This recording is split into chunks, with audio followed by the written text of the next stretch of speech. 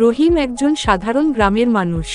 তার বাড়ি ছিল নদীর ধারে, ছোট্ট এক শান্ত গ্রামে। সে পেশায় একজন কৃষক, প্রতিদিন ভোরে ঘুম থেকে উঠে মাঠে কাজ করত।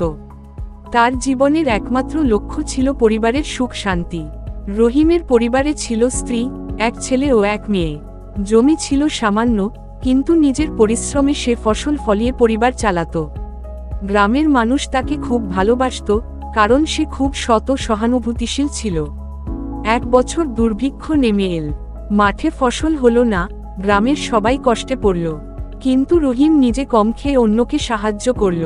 নিজের শেষ মুঠো চালটুকুও সে এক বিধবা মহিলাকে দিয়ে দিল। তার এই ত্যাগ দেখে গ্রামের মানুষ মুগ্ধ হল। শেষে সরকার থেকে সাহায্য এলো, গ্রামের মানুষ আবার ঘুরে দাঁড়ালো।